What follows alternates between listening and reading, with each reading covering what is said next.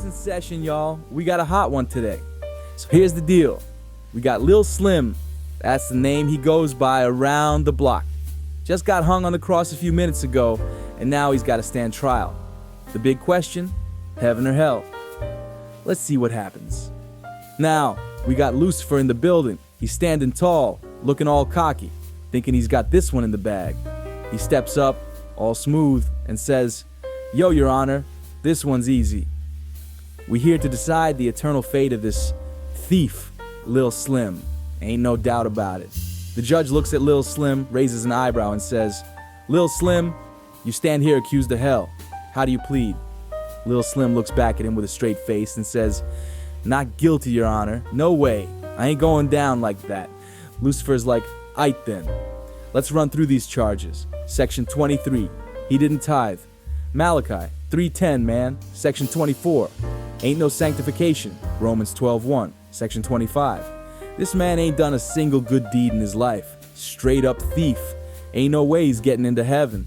The judge looks over at Lil Slim and says, "Mr. Slim, how you gonna respond to all that?" Lil Slim leans back and says, "Guilty, Your Honor. I ain't tithed. I ain't sanctified. Didn't do no good deeds. I was just a thief. But the man on the middle cross, he said, 'I can come.' So that's where I'm at."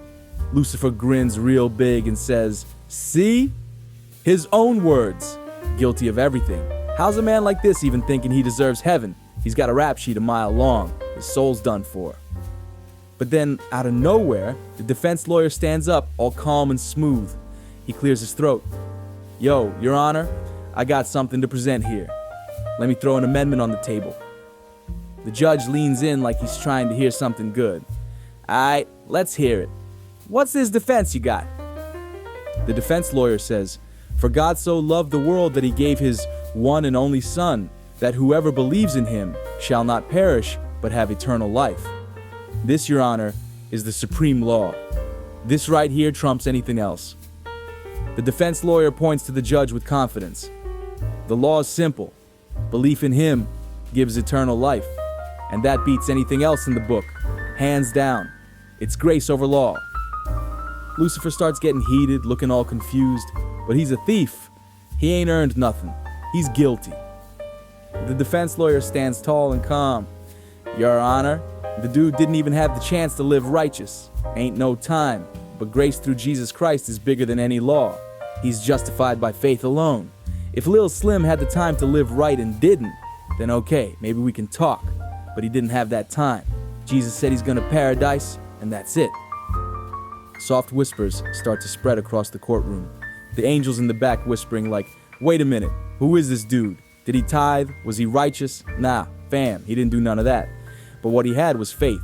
Lil Slim stands tall and says, "I didn't do none of that.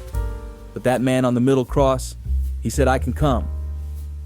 The judge takes a second, flips through his books like he's about to make a big decision.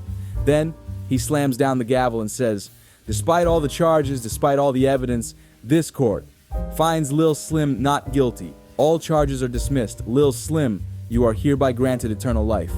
Lil Slim leans back, sighs in relief, and says, "So, I'm in?" The judge just nods with a grin. "You're in." The courtroom falls silent. Lil Slim stands there, still processing everything. He wasn't a saint, far from it. But in that final moment, when it all came down to his faith, it wasn't his past that mattered. It was the man on the middle cross who changed everything for him.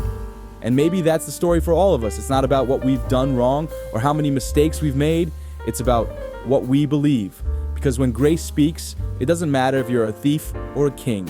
It's not about what we deserve, but about what we accept. Lil Slim didn't earn his way in, but he believed. And that belief, that was enough to change his eternity. So maybe it's time to stop thinking we don't belong and start believing in the one who said, "You can come."